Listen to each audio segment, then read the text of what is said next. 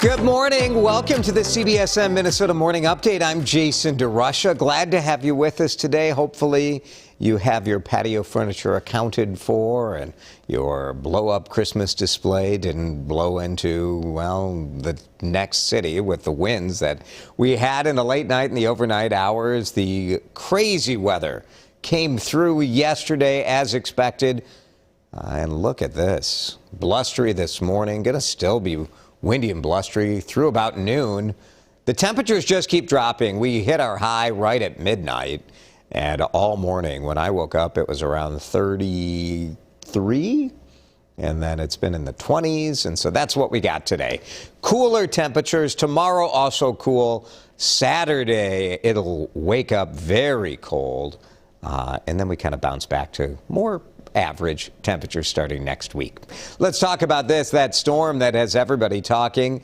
National Weather Service will be down in southern Minnesota trying to confirm if in fact we had our first December Minnesota tornado. Let me show you some video from Elk River early this morning. The story most of us are dealing with: wind. Oh my goodness, the winds were gusting at crazy numbers, up to 50, 60, 70 miles an hour. A little fresh snow, too, in Elk River. Let me show you St. Cloud overnight. Yep, look at those flakes flying. The wind very strong. You could feel it. I felt it in my SUV driving to work. You see it on the traffic cameras, just kind of whipping around there on top of the light signals. We saw just about everything weather-wise yesterday. We had wind, we had hail, we had rain, we had snow, we had record warmth. Remember that? It was 58, Riley said. We just want to hear your weather report. Be our eyes and ears. Be our WCCO, CBSN Minnesota weather watchers. What did you see in your area? What's your takeaway from the last 24 hours? We'll share your comments coming up. I mentioned the possible tornado, and right now there are thousands of people still without power after those storms rolled through last night. Crews are going to be out surveying that storm damage in southern Minnesota today. We have our eye on Hartland. That is Freeborn County. Hartland, it's only about an hour, 45 minutes from downtown Minneapolis. This is just northwest of Albert Lea. Let me show you some new video that we got in from Hartland in the late night hours. This is where a possible tornado touched down, and you can see why people in that area feel like, yep, it was a tornado. This sort of damage, it's not all in a straight line. It's sort of random, and you see how windy it was at 11 o'clock last night when our crews were in Hartland. Yeah, lots of bricks down, damage all over the place. Our Jennifer Mayerly spoke with a woman who lives in that town about her experience during the storm. We went into the bathroom. We're in there. We weren't in there very long before it was just over with. My mom, she had gone upstairs to get more flashlights. She said she heard almost like a train going through. Yeah, she shared a little video. Lily Nielsen sharing this video with us, and you can see in there one home that just looks wrecked from that strong storm. Very dark. As the sun comes up, they'll get a better sense of how vast the damage is. Trees, branches, bricks, just all sorts of stuff all over the place down in that part of the state. High winds also blew through downtown Red Wing. Our friends over at Hanisch Bakery shared this video. There's their awning flapping in the wind. That awning was just ripped off the building and tossed around. So lots more storm damage and weather coverage to come throughout the day here on CBSN Minnesota. Also streaming today, the defense team in the Kim Potter trial will start making its case. Will Kim Potter herself testify today? Our legal analyst says it's likely. The now former Brooklyn Center police officer charged with killing Dante Wright last spring. Potter has said it was a mistake. She meant to grab her taser. She accidentally grabbed her gun. Key expert for the state, a use of force expert, said, yeah, I mean, that's what happened. But he actually said Potter's use of force, period, even using a taser in this case, was unjustified. The evidence suggests that a reasonable officer in Officer Potter's position could not have believed that it was proportional to the threat at the time.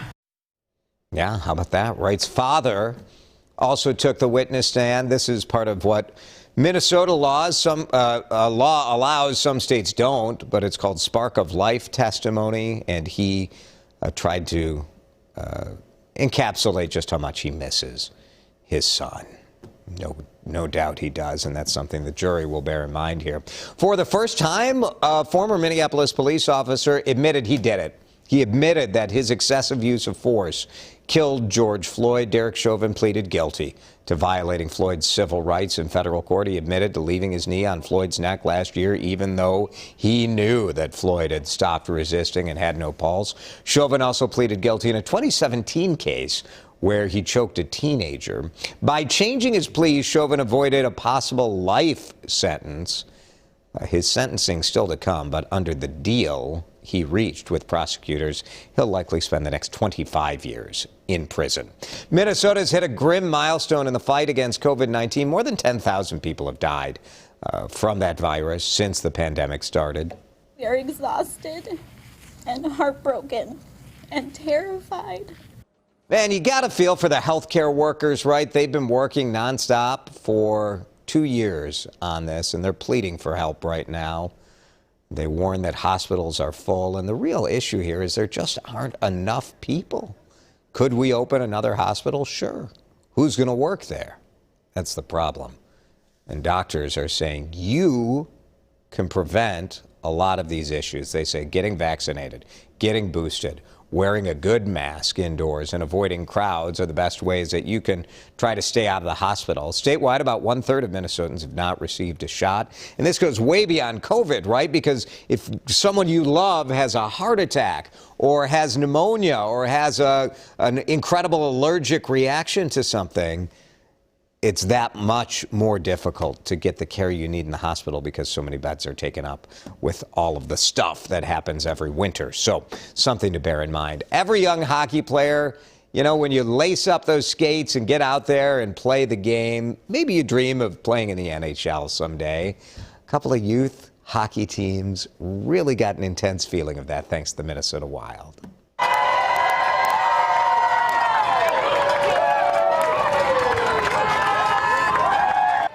I just think this is so cool. These are young players from Elk River and Princeton who got an NHL game day experience. Each locker room, and they didn't know this was going to happen, so they show up and look, they're jumping up and down. Each locker room decorated to be Minnesota Wild themed. They all have their names on their sweaters. They got Wild gear. And then the Wild brought their in-arena announcer from the X. They brought an anthem singer in to give these young ladies a real, look at that, their name. Oh, it's so cool. Real NHL experience. Love that with the Minnesota Wild. Let's get back to our talker today. We're on Weather Watch. Let's hear what you are telling us about in your hometown. Mindy had a thunderstorm last night, then it switched to snow and wind, and her kiddos have a snow day today. Good for them. Enjoy that little snow day opportunity. Thanks, Mindy. Here's Becca. Thunderstorm with lots of rain. Seemed windy overnight, but no damage this morning. Just a dusting of snow. Thank you, Becca. Here's a report from Bradley. Lots of rain and high winds in Maple Grove. Now it's snowing in Maple Grove. May not last long. Let it snow, let it snow, let it snow. Yeah, when I left the house this morning in Maple Grove, all my snow was gone. Ron, was your snow gone this morning? Most of it? Yeah, a little bank here and there. All right, thanks, Bradley. The Maple Grove Bureau has you covered here today. Lori had thunder, lightning, wind, rain, snow, more wind, ice. I hear this. I would rather listen to thunder in the summer, too. Although I will confess, I did open my front door yesterday, which was weird because it was like 58. And then you hear the thunder and the lightning. Pretty cool. All right. Thanks, Lori. Diana had rain blowing up their steep driveway. Daughter had a huge branch fall, just missing their chicken coop and their deck. Wow.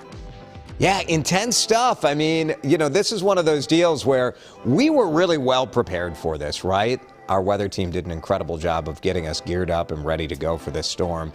And I think most of us are grateful that we did not get the worst of it, but those heavy winds. And more coverage to come from southern Minnesota for sure today. We'll be on it for you on mid-morning, which is on air and streaming on CBSN. Minnesota Kim Potter trial today. Possible tornado. Lots of coverage here on CBSN Minnesota, all our social media channels too. And I think we'll do some stuff on television as well. So you can catch us wherever you get your news. We're glad you hang out with us. I'm off tomorrow because you know how I do Fridays in December. So I'll see you Monday.